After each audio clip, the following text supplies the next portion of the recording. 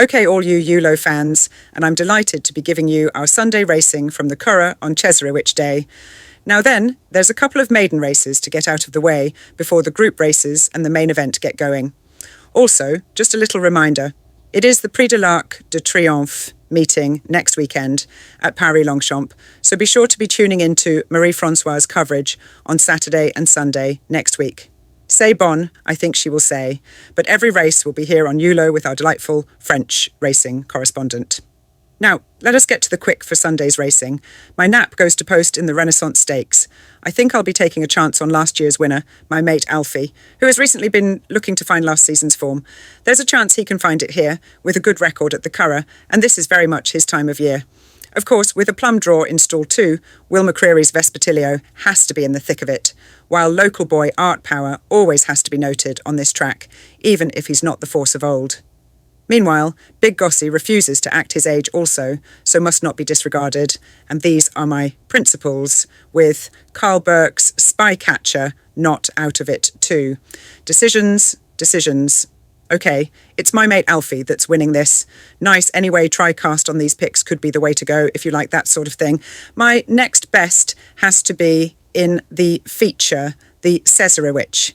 This is one very hot handicap, as it should be, but I can't get away from Henry de Bromhead's ascending for the Irish Cesarewitch. I've got to tell you that I thought his run in the Ebor at York was a fine performance, and considering that his win in the Ascot Stakes in June was over 2.5 miles, there's no doubts about the stamina.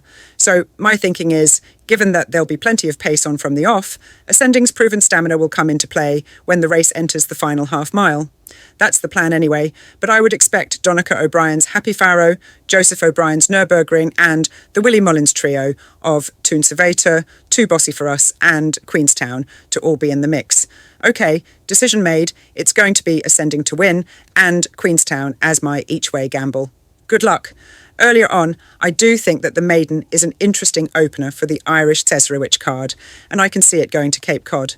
With the sad demise of Super Sire Wooten Bassett still fresh in my memory, we are now looking at the penultimate batch from that well-loved sire. And, leaving some very ordinary form behind him here on debut, Cape Cod really got it all together at Punchestown the last day, finishing within a length of his well-fancied stablemate, Port of Spain. Wayne Lorden's aboard, so I'm hoping he'll keep Cape Cod upsides of Dermot Weld's Career. Next up, there is obviously not much form to go on for this second maiden on Sunday's card, but I'll be taking the chance on White Sand Beach.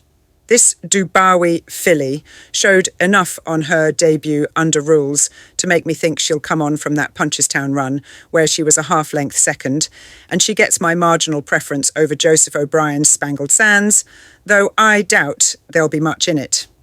Zia Zabel is of interest on debut, being a Gaiath-sired colt, but is sure to want further in time, and these are my 3. White Sand Beach to just edge it over Spangled Sands, while I keep a close eye on Zia Zabel's first run.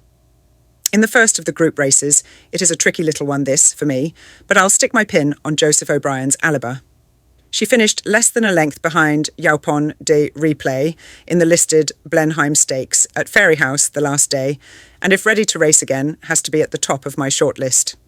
Joseph Murphy's pivotal attack was in the Group 1 Moyglare the last day, so this is a bit of a smaller dish to swallow. And Paddy Toomey's Black Caviar Gold completes my 3. Alaba is my pick for the Weld Park in a trappy one, but that's where I am, Lord help me.